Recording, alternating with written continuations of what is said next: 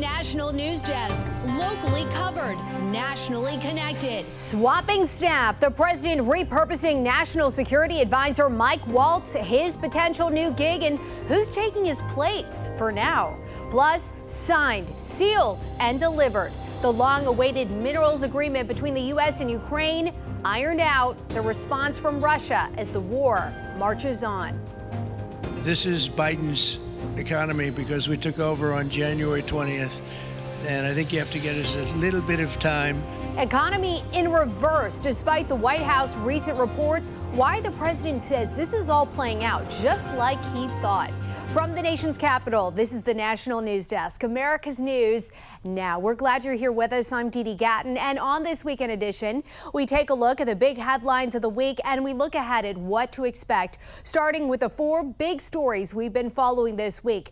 New numbers highlight the danger in the chemicals found in ultra-processed food.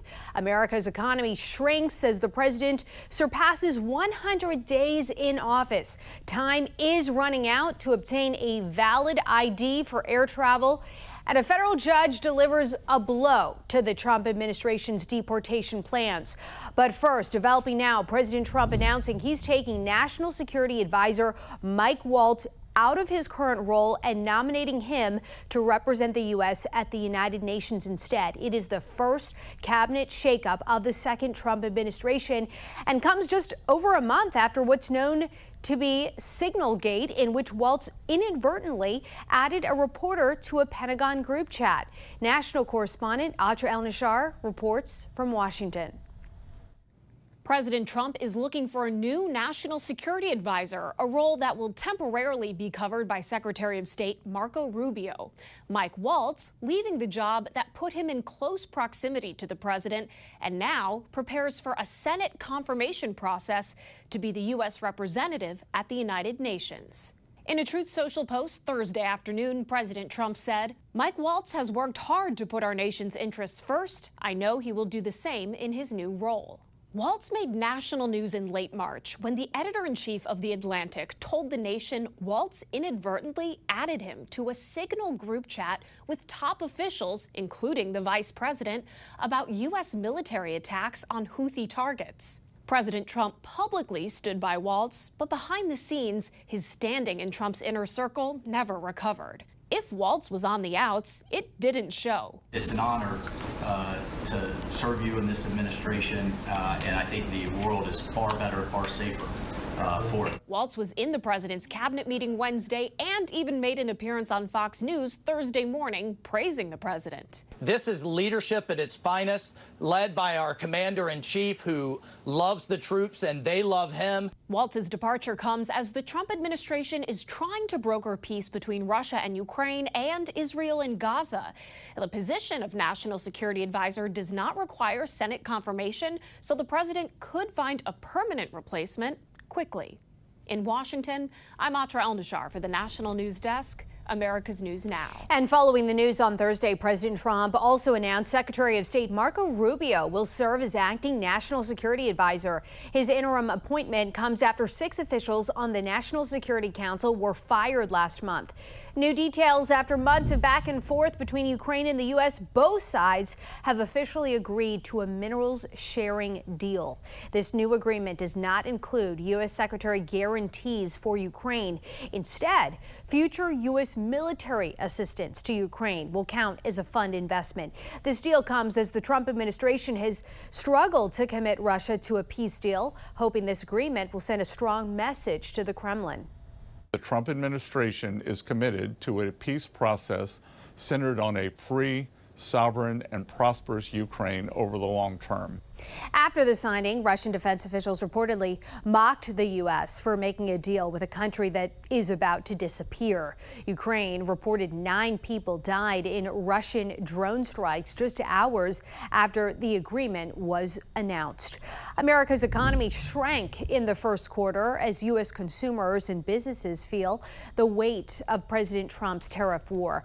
The January to March 0.3% drop in the GDP is a sharp reverse from the a 2.4% gain the last 3 months of 2024. Imports jumped 41%, shaving about 5 percentage points off first quarter growth. Consumer spending also slowed. Most economists had expected the economy to squeak out a gain, but White House trade advisor Pete Navarro says today's poor numbers are good news.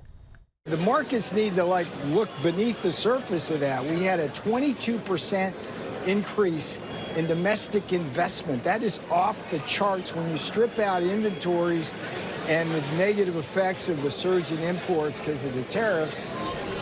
You had 3% growth. And Navarro describing a hypothetical scenario in which President Trump's tariff blitz never happened. As stocks fell on the news Wednesday, Trump took to Truth Social to blame former President Joe Biden. Prices eased steadily in March before most of President Trump's tariffs went into effect. Inflation rose just 2.3% in March from a year earlier, down from 2.7% in February. It's also closer to the Federal Reserve's 2% target. The relief may be short-lived. Economists expect inflation to ramp back up in the coming months due to tariffs and supply chain constraints. Tesla is denying a Wall Street Journal report suggesting the company is preparing to move on from CEO Elon Musk. Tesla's chair says the report is, quote, absolutely false. The Journal reports that Tesla board members have contacted executive search firms to get the ball rolling on a replacement search. Tesla says it remains confident in Musk. This week, the Senate passed a joint resolution to repeal a Biden-era rule for energy standards for appliances. This resolution, sponsored by Senator John Husted, would apply to 20 household and commercial products and overturn energy certification standards. What Biden said would reduce energy consumption and costs. Husted has said has made it harder to afford appliances. He added his resolution would restore consumer choice while cutting costs. To a health alert, measles still spreading not just here in the U.S., but North America in general. According to the latest CDC data, there have been more than 2,500 known cases reported in North America. That includes more than 880 across 30 U.S. states. The biggest outbreaks are in Texas and New Mexico, though that's spilling over into Oklahoma and Kansas. 3 people have died from measles in the U.S. and 1 in Mexico. Defense Secretary Pete Hegseth is cutting an initiative enacted by President Trump during his first term. In a social media post, Hegseth blasted the Women, Peace and Security program, calling it woke. He added it's, quote, distracting from our core task, warfighting. So far, there's no official word on how or when it will end. The WPS initiative was co-sponsored by then Senator Marco Rubio, who is now Secretary of State. Last month, Rubio said he was proud of the Women, Peace and Security Act, saying it protects women. The global arms race reached a massive level last year, with the biggest culprit being the U.S. The world spent more than $2.7 trillion on militaries in 2024. That's a 9.4% raise from the previous year and the largest number since 1988, the end of the Cold War. Uncle Sam spent nearly $1 trillion last year alone. Many countries have committed to raising military spending, which will lead to more increases. 9 in 10 voters say they're worried about the country's growing national debt. The Fact Check team's Janae Bones is here with a closer look at the numbers. So the national debt is approaching $37 trillion. Janae, both Democrats and Republicans sounding the alarm. Break down their response. Yeah, Dee Dee, so 92% of Democrats, 88% of independents, and 80% of Republicans say that the recent economic turmoil and financial uncertainty have made them more concerned about America's growing national debt. The Peter G. Peterson Foundation is behind this data. And the biggest concerns here are that the national debt could drive up inflation, interest rates, costs. What are voters saying? Yeah, so according to the April U.S. Fiscal Confidence Index, 76% of voters want the president and Congress to spend more time focusing on the national debt. Also, 75% agree that dealing with the debt should be a top 3 priority for both the president and Congress. All right, Janae, thank you. And Janae, we'll be back in a few minutes to discuss the growing concerns around budget proposals that could add trillions to the national debt. Coming up next here, the president marking a major milestone in his first term back to office. The White House now eyeing the second 100 days as Trump looks to push his big, beautiful bill, he says, through Congress, a major investment into the future of vaccines, the one-size-fits-all approach that the Trump administration hopes will stop pandemic-prone viruses in their tracks.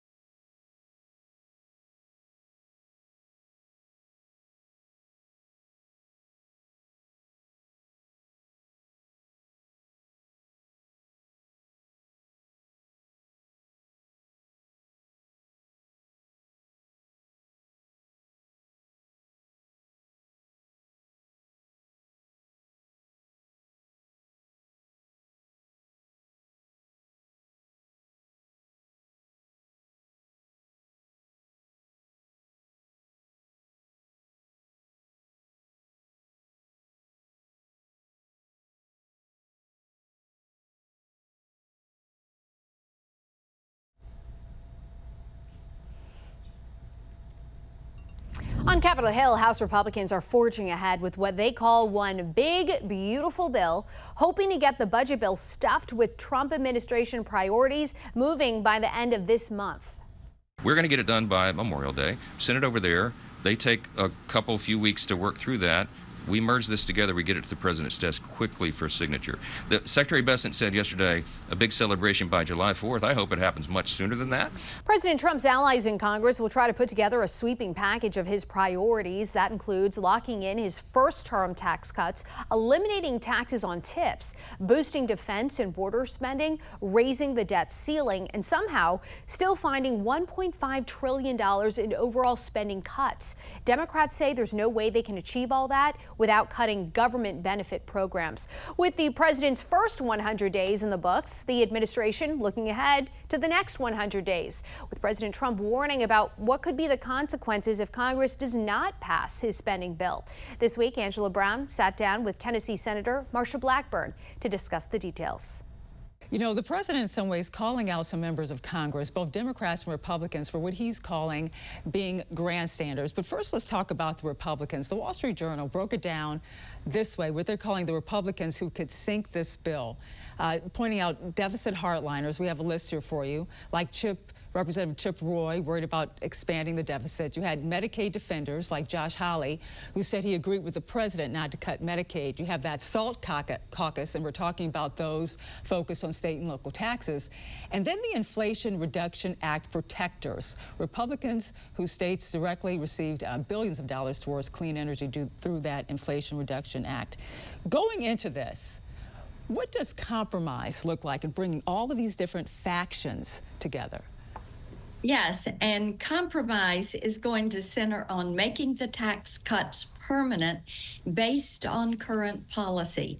And that is where there is unity. Now, when you talk about some of the other areas, people have add-ons that they're going to advocate for, people that have the SALT states that want to reinstate SALT, or those that are focused on particular areas. But there are some important components here. First of all, no one is cutting Medicaid. Medicaid beneficiaries are not going to see a cut. Social Security beneficiaries are not going to see a cut. Same thing for Medicare. So let's move that off because it's not going to happen. What we are going to do is pass President Trump's agenda, which means making these tax cuts permanent. In addition to that, reinstating research and development, bonus depreciation, and interest deductibility is also important. Then you get to some of the components, Angela, like no tax on tips or overtime or Social Security, which is my legislation. Those are things that we would like to get to, but the imperative is to make the tax cuts permanent. Well, you see the whole onus with Medicaid, of course, is that $880 billion that's slated to be cut for the organization that oversees Medicaid. And Democrats have been able to move in there and say that means those cuts are coming to Medicaid. And a lot of people are buying into this because it's the organization essentially that oversees Medicaid. They have to have cuts. So how do you cut the organization and not cut Medicaid? And what you're doing is rooting out waste, fraud, and abuse. And you are achieving efficiencies in the delivery of benefits. And when you talk with governors of the states, what they talk about is their ability, their desire to have flexibility in how they deliver those services so that they can do more for people and utilize those funds maybe in different ways, depending on how they would want to meet the needs in their states. But no Medicaid beneficiaries will see a cut, and no Social Security beneficiaries will see a cut, and no Medicare enrollees are going to see a cut. You know, Senator, they always say that all politics is local. So let's talk about what's happening in Tennessee, especially when it comes to these tariffs. Axios just came out with a report that Tennessee has the 4th highest importer of goods from China. Only three other U.S. states, I think it's California, Illinois, and Texas, with larger populations, they have more imports. But then, just at the International Trade Administration, Tennessee top goods import partner 2024, China with over $20 billion. How could these tariffs impact businesses, working families in Tennessee? And the number that you're reporting centers much on the auto manufacturing that is in our state, with Volkswagen, Nissan, Toyota, GM. And of course, the president has this week relieved some of those tariffs and lightened that burden for automobiles that are manufactured and or assembled in the United States. So that is going to be a tremendous help. In addition to that, at the Port of Memphis, we have chemical companies that formulate and synthesize in our state. We also have individuals that use a lot of electronics and equipment that is used by entertainers as they are touring and need that for concerts. So we are working right now with the USTR to address these needs. Many of these, like a healthcare products manufacturer in our state, they've been working for the past couple of years to reposition their supply line out of China, and they're just about there. But they're going to need a little bit of help to complete that transition and not increase the prices of their items in the marketplace. Now, Senator, I want to get to this quickly, because you've been on the front lines of really championing online protections for kids online. And you recently made statements regarding Meta putting profits over kids' safety, and that Wall Street Journal report about the Meta chat box and sexually explicit chats with minors. What can you tell us about this? What are your concerns? And what do you think should happen here? Angela, you are so right about protecting our children in the virtual space. And as you well know, and as your viewers know, you cannot take children into pornographic movies or into strip clubs or expose them to alcohol, tobacco, sell that to them. But in the virtual space, our kids are being exposed to pornography 24 hours a day. And what we have seen from this chatbot that Meta is doing, and it is showing up on WhatsApp, Snapchat, Instagram, Facebook, and it is sexually explicit conversation with minors. It is frightening, it is disgusting and horrific. And the bad thing is Meta and their team members have told the leadership what is happening. Meta is choosing to do nothing.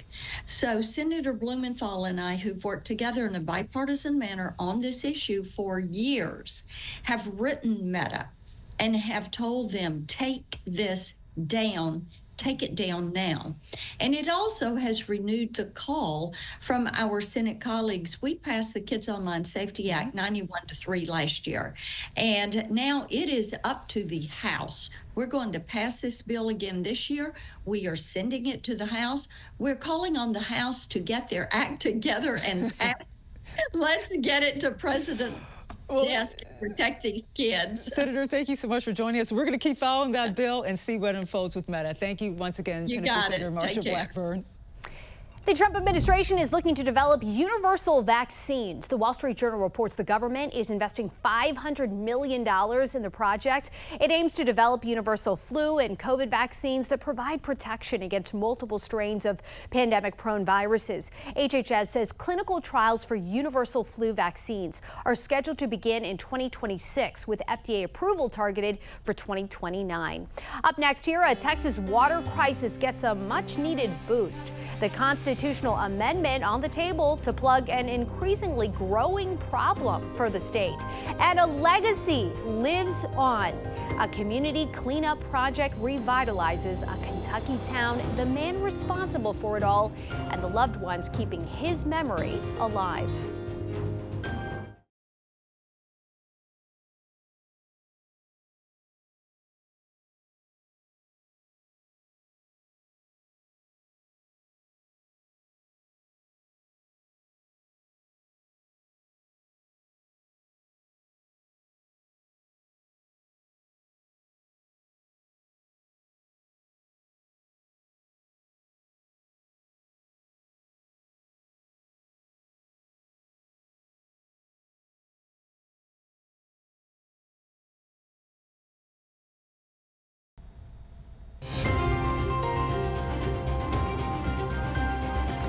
The National News Desk team of reporters is bringing you the headlines from coast to coast. We're taking the pulse of America, and we start in Austin, Texas, where a water-based constitutional amendment just passed the House.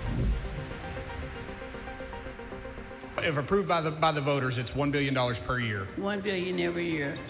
And it's out of sales tax. Texas is a step closer to putting $1 billion a year towards the state's water shortage. House Joint Resolution 7 aims to put a constitutional amendment on the November ballot that, if it passes, codifies that amount into law. State Representative Cody Harris from Palestine in East Texas is the bill's author. The $1 billion per year into the water fund, and then at that point, the legislature, we come together and we prioritize different parts of the water fund. The water shortage in Texas is projected to grow, caught between an increasing population and declining supply, along with old infrastructure like leaky water pipes and climate change. In 2023, the legislature approved a one-time $1 billion appropriation to go towards infrastructure.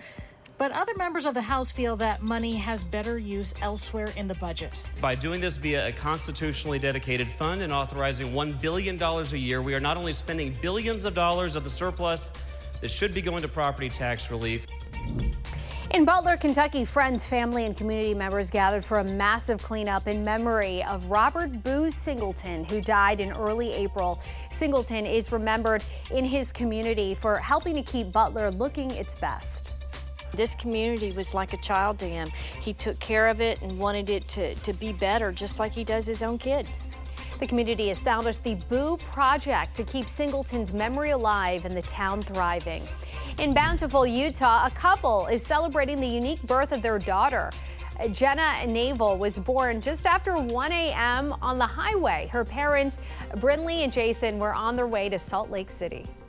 I will always drive down I-15 on my way to work. I'll be like, this is where my daughter was born. I felt like the need to push, and I had this calm, I don't know, just almost spiritual, just breathe and push.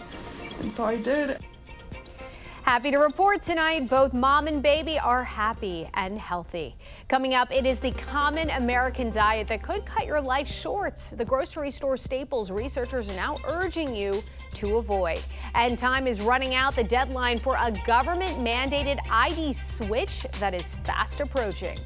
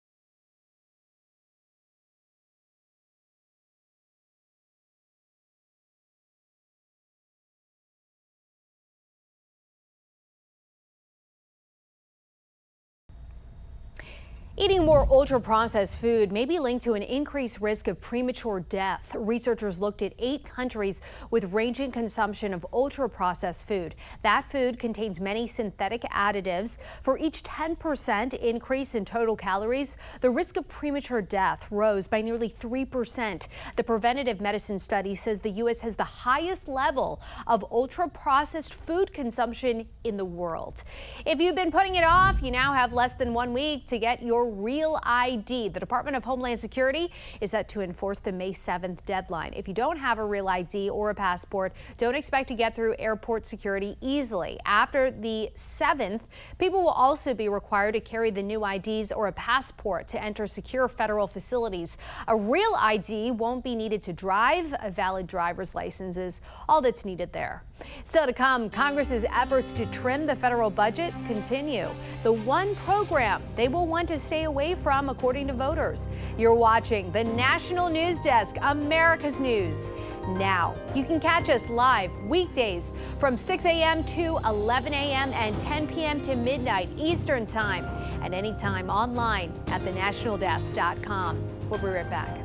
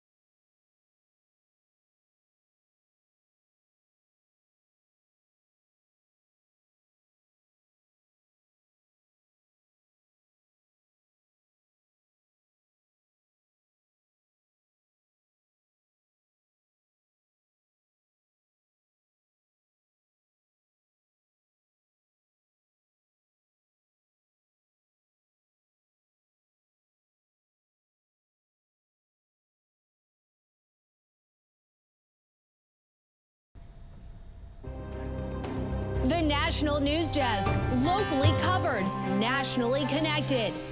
Those are his markings. That's his brand. An immigration tug of war over a migrant from El Salvador continues. The newly uncovered abuse allegations as the Trump administration fights his return. Biden thought you had to go back to the legislature to get legislation passed in order to create a secure border. You didn't. You just had to have the right president. Clearing tariff clouds for an unprecedented open-door cabinet meeting. What Trump insists is the silver lining, despite a shrinking economic report. And a trade loophole closed as the tariff standoff between China and the U.S. continues. Why critics say the move could be bad for the consumer. From the nation's capital, this is the National News Desk, America's News Now. Thank you for joining us. I'm Dee Dee Gatton, and we begin this half hour with a federal judge appointed by President Trump, who has permanently blocked the Trump administration from deporting Venezuelans it is labeled as criminals, at least in his region of Texas. The judge says the president's use of the 1798 wartime law exceeds the scope of the statute. National correspondent Christine Frizzell brings us a closer look at the case of Kilmar Abrego Garcia from El Salvador with a May 9th deadline for more details on his case fast approaching. On the deportation of Kilmar Abrego Garcia, the Trump administration giving no indication it plans to return him to the United States, despite an order from the U.S. Supreme Court to do so. He is an El Salvadorian national. That is his home country. That is where he belongs. The president apparently unaware this image he shared on social media had been photoshopped. He had MS-13 on his knuckles tattooed. Oh, he had some tattoos that are interpreted that way. But let's move on. Wait a minute. Hey, Terry. He did not have the letter MS-13. It says MS-13. Yeah, that was photoshopped. Senator Lindsey Graham coming to his defense at a hearing on Wednesday. What does that photo or those markings suggest to you? Well, they suggest that he's an MS-13 member, that those are his markings. That's his brand. While the calls for his release grow louder from Democrats, some of whom visited El Salvador with Senator Chris Van Hollen even meeting with him there, documents continue to come to light about Abrego Garcia's past, which include his wife, leading the fight to bring him home, had filed a protective order against him that she never followed through on, in which she claimed he hit her and left her with a, quote, purple eye. And another one from 2020, in which she mentions a recording that he told her ex-mother-in-law that even if he kills her, no one can do anything to him. Congressman Hakeem Jeffries denying this report in the Bulwark. He wants fellow Democrats to put an end to trips to El Salvador to advocate for Abrego Garcia's release. The only statement that was made to members who went to El Salvador was welcome back. We are glad you have returned safely. Democrats have been hammering the president on the denial of due process for Abrego Garcia. And multiple polls just released show a majority of Americans no longer approve of President Trump's immigration policy, once seen as his greatest strength. One Economist YouGov poll found 50% say he should return Abrego Garcia. Just 28% say he should not. I'm Christine Frizzell for the National News Desk. The Trump administration is asking the Supreme Court to strip legal protections from some 350,000 Venezuelans so they can be deported. They currently have temporary protected status, which means their home countries were deemed unsafe for return. A federal judge in San Francisco kept the protections in place. The White House appealed the decision, but was rejected. New developments. The Trump administration is in talks with Libya and Rwanda regarding a plan for them to take migrants with criminal records. That's according to several sources. This week, Secretary of State Marco Rubio confirmed the U.S. is actively searching for other countries to take people. This plan to remove migrants to the two countries is expected to be challenged in court. Last month, the White House was temporarily blocked from deporting people to different countries without providing them a chance to contest the move. 10 more American detainees are now free from custody in Kuwait.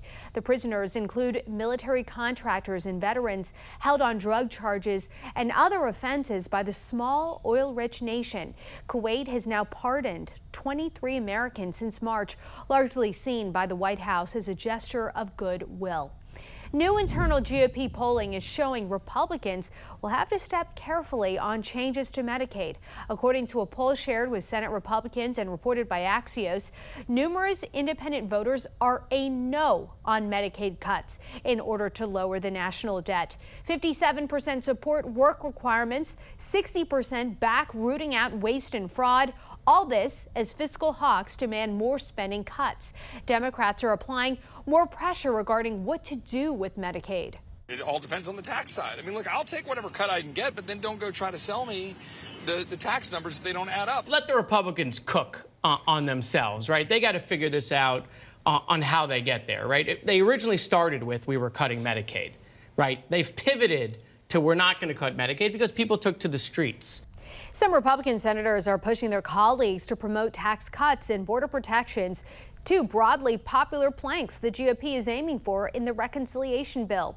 President Trump held a 2-hour cabinet meeting on Wednesday, the better part of which was touting his record on immigration and the economy. Following this week's weak GDP report, he did acknowledge that his tariffs could result in fewer and costlier products in the U.S. Maybe the children will have $2 instead of $30, you know? And maybe the $2 will cost a couple of bucks more than they would normally. Trump's comments come amid growing concerns that the 2025 holiday shopping season will see significant disruptions. The president claims he's resetting the table when it comes to trade. His Republican allies in Congress say it's short-term, temporary economic pain for long-term gain. To dive deeper into the state of the economy, earlier this week, I sat down with former senior economic advisor to President Trump, Steve Moore. Steve, in reacting to GDP data showing a shrinking economy, Trump began his cabinet meeting emphasizing a growth in gross domestic investment. What do you see as the impact of Trump's big, beautiful bill, as he calls it, on investments in the U.S.? Well, first of all, the GDP report was negative, and we never like to see that. I think part of that was attributable to the sort of leftovers of Bidenomics. But what is really also true, though, is that one of the things that had been driving GDP growth under Joe Biden was the massive growth of government. Remember, we increased the size of government by trillions and trillions of dollars. Trump has brought a screeching halt to that. In fact, the government number, which is one component of GDP, was negative, which is good. We want to contract government. It's way too big. We're borrowing too much money. At the same time, we did see a big increase, a very healthy increase in business investment. So you mentioned those, the companies and the investments, and there are a slew of companies, big names, Apple, Eli Lilly, all talking about expansion here in the U.S. But with all of these companies talking about investing here over the long term, while economists say, okay, that makes sense, in the short term, what do people do? What do you tell to the people that are managing their pocketbooks every month and are saying, gosh, this is painful? Yeah, it has been painful. I know I've lost a lot of money in the last couple of months, and most Americans do have money either in their retirement accounts or investing in the stock market. And so we want to see a healthy stock market. It's really struggled in the last couple of months, and in no small part because of the tariff wars. So first of all, my advice to people is don't sell stocks when they're low and they've fallen. So people sometimes get panicked and then they sell low. You want to actually buy when the stocks are low and sell them when they're high. So my advice to investors is just stay with the program. One quick question, Steve. You speak about the impact of the trade deals, but I'm hearing repeatedly from investors and business owners that a recession has already started. The U.S. economy just had its worst quarter since 2022. Do you agree with all of that? Do you think that a recession has already started? Can that possibly be offset by all of these trade deals? Yeah, it can be. It's too early to say whether we're going to have a recession because we're only we're only 1/3 of the way through the second quarter, so we don't know what's going to happen in the next couple of months. I do think it is imperative that we get some progress on these trade deals with the major countries like Korea and Japan and India and the Brits and Europe. And if he can do that, then I think the outlook looks really positive. We are watching those closely. We'll be in touch. Former senior economic advisor to President Trump, Steve Moore, thank you for joining us tonight on the National News Desk. A budget bill making its way through Congress could add trillions to the national debt over the next decade. The Fact Check team's Janae Bowens is back, and I know that you've been looking at estimates that show this measure could actually add up to $29 trillion. Break that down for us. Yeah, Dee. So this new resolution sets the federal budget for 2025 and outlines plans through 2034.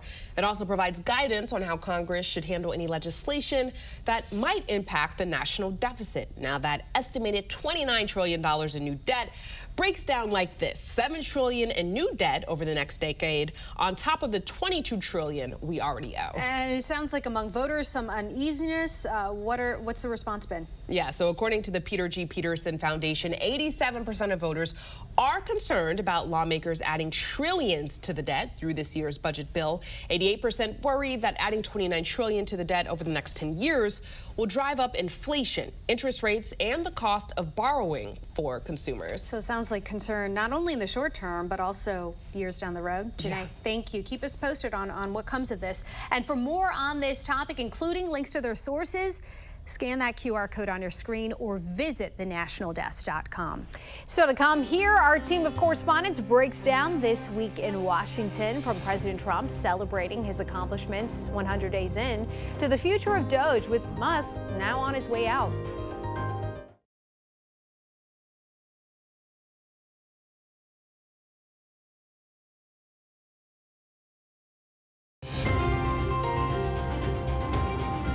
And welcome back to the National News Desk. Our Washington bureau covers the nation's capital every day, and our team of correspondents reports on the important issues facing the country and how they impact you. President Trump and Elon Musk's Doge initiative to reshape the federal government is going through a transition as Musk shifts his focus back to his businesses. National correspondent Matt Galka, what is Musk saying and what will happen to the Doge effort moving forward? We've heard for a couple of weeks now that Elon Musk is planning on taking a little bit of a break from his federal government work. He told investors that on a Tesla phone call. And he also told reporters that this past week he sat down with them for a wide-ranging interview that ranged from humorous things like talking about crashing at the White House and having late-night ice cream for the first 3 months while he's been working at Doge, to also talking about some of the, how should we say, shortcomings of the Doge group, saying he thinks it's been pretty good, but not as good as he would have liked it. So if there's less Elon Musk right now working with Doge, what does that mean? It means more Congress. Congress is going to have to take the reins here if they want to enact some of the cuts that Doge has suggested and implemented and try to make them permanent. So Iowa Senator Joni Ernst, she's head of the Doge caucus. She talked about really the efficiency part of the Department of Government Efficiency and using technology to make government better. Take a listen. We all think of Doge as slashing the waste in federal government, but we can also use it, and we forget, Department of Government Efficiency. AI can make us so much more efficient across every space and every agency within our federal government. She made the case that there were simple fixes that the government can make that are technological, that could just be as simple as making sure people aren't getting overpayments, whether or not they die and they continue to receive Social Security checks or anything like that. So Congress will likely be taking up more of this now, but Elon's not totally going away. He said he's going to scale back his work to maybe 1 or 2 days a week. And he also said that Doge could stick around for the entirety of President Trump's second term here. Yeah, it'd be very interesting to see what happens moving forward. Thanks, Matt. Meanwhile, Trump administration touting their accomplishments this past week, marking the president's first 100 days of his second term. One initiative they highlighted was the rollback of DEI programs. President Trump inherited upon taking office was the wave of racial discrimination, so-called diversity, equity, and inclusion policies that have taken over both public sector and private sector entities all across the United States of America. National correspondent Kayla Gaskins, they're branding this as part of a, quote, common sense revolution. Tell us more about that. Yeah, Steve, we heard Stephen Miller there, who is the White House Deputy Chief of Staff. He did a briefing this past week with reporters where he gave this whole initiative the brand Common Sense Revolution.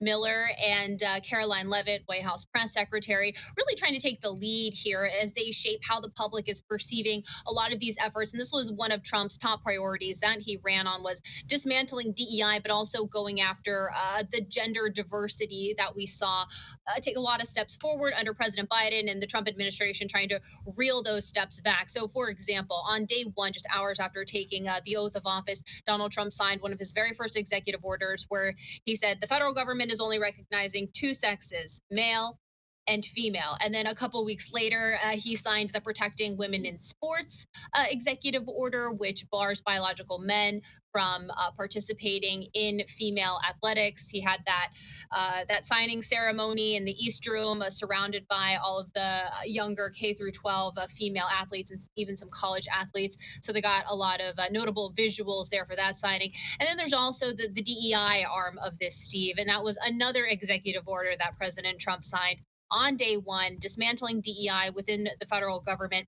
Now, as far as Democrats, we heard from Kamala Harris for the first time this past week since she gave her concession for the 2024 presidential election. So we're getting an idea now of how the Democratic Party is reshaping their message in light of the losses in November and how they're going to hit back at Republicans going forward. So notably, Kamala Harris didn't mention any DEI, and she also didn't mention anything about the gender diversity that Donald Trump has been rolling back. She has been hitting Trump, though, on the economy, on immigration, and on his heavy handling of the southern border. And we've seen that messaging from a lot of Democrats really shying away from attacking the administration directly on these issues, Steve. And the critics that do ask why President Trump is focusing on this, these are campaign promises. These are things he talked about a lot on the campaign. And there's some data to show that it actually helped him win the election in November. Thanks, Kayla. Meanwhile, still making news is the deportation in March of an illegal immigrant that the Trump administration originally said was done in error. National correspondent Christine Frizzau joins us. What's the latest there? Yeah, Steve, that error stems from a protected status Abrego Garcia was given a few years ago when he made the case he'd likely be harmed or killed if he was returned to his home country of El Salvador. Well, that is where he is now. The Trump administration is doing something interesting here. They're calling it an administrative error, but they're also saying the facts of this case have changed with more and more evidence coming to light. They say that Abrego Garcia is indeed an MS-13 gang member. They point to his tattoos and his clothing and an arrest in which he was traveling in a car with several confirmed MS-13 gang members. DHS has also been releasing a lot of information, sort of trickling. Every week we see something new. There is a protective order that his wife actually filed and didn't follow through on in 2021, where she said that Abrego Garcia had hit her and gave her a, quote, purple eye. And then another document filed in a Maryland courthouse in which she said in 2020, I have a recording that he told my ex-mother-in-law that even if he kills me, no one can do anything to him. So it's been really interesting to see this come out. The Trump administration sort of standing their ground here, saying they are not going to return Abrego Garcia to this country, even though the Supreme Court has said he needs to facilitate Abrego Garcia's return. A lot of people angry, especially Democrats here on Capitol Hill, that all of these people, including Kilmar Abrego Garcia, were deported without receiving due process. Right, a real illustration of the aggressive nature of the Trump administration's border policy, something, again, President Trump promised during the campaign. Christine, Kayla, Matt, thanks to all three of you for your hard work. Back to you. And coming up next here, the tax-free ride is over. The Trump administration closes a trade loophole. The low-cost goods now impacted as a price increase is expected. Plus, urgent recall, the pressure cooker deemed a hazard to owners, and the dozens of lawsuits now pending.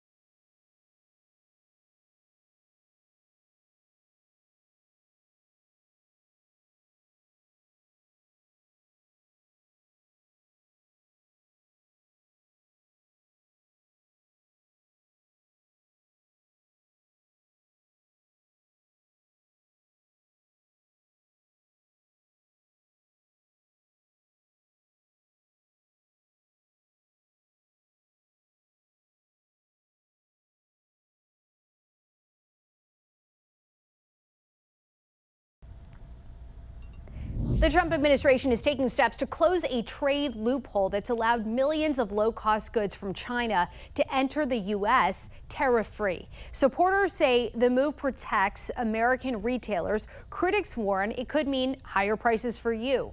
The National News Desk, Angelo Brown, has the story. The ads are cute. The prices can be dirt cheap. Why many Americans buy from Temu or Shein, but have a shopping cart full of items at Shein you may want to check out soon. Here's what you may not know. For years, there's been a rule in place called the de minimis exemption. If your items cost less than $800, it came duty-free, no tariff. But that's all about to change on Friday. The Trump administration is closing that loophole on packages from China and Hong Kong.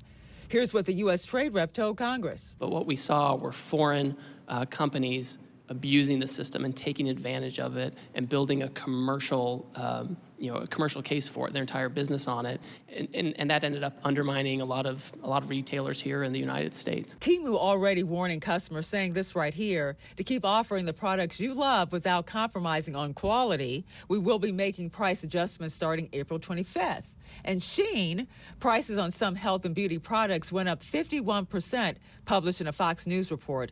Cedarville University economics professor Dr. Pension says it's a trade-off. Given that the two bigger companies that are going to get hit by this are Chinese companies, and that's where the administration is going after, they see this as a positive, removing this limit, even if customers may see higher prices. I say may because both of these companies tend to be budget-conscious companies, So consumers might end up not going with them to avoid these types of tariffs. In early February, Trump ended the de minimis exemption briefly, but reversed course to make it more workable. The loophole is now scheduled to close on Friday. No word yet if it's going to be extended. In Washington, D.C., I'm Angela Brown. General Motors is recalling nearly 600,000 vehicles across 3 brands in the U.S. This recall is due to potential manufacturing defects that can cause engine failure. If you look right here, the recall, it covers 2021 to 24 models of Cadillac Escalades and Escalade ESVs, Chevy Silverado 1500s, Suburbans and Tahoes, as well as GMC Sierra 1500s, Yukons, and Yukon XLs. Owners can take their vehicles into their nearest dealer for inspection and repairs. Over 2 million pressure cookers are recalled due to a burn risk. The Shark Ninja Food multi-function pressure cooker lid may open during use. So far, there have been more than 100 reports of burn injuries and over 24 lawsuits have been filed. The cookware sold nationwide at retailers like Walmart, Costco, Sam's Club, Amazon, and Target from January 2019 through March 2025. Still ahead, in ISS spacewalk caught on camera, the upgrades installed to keep the space base up and running. And a kangaroo on the loose in Alabama. The creature spotted on the run as authorities work to corral the escaped animal.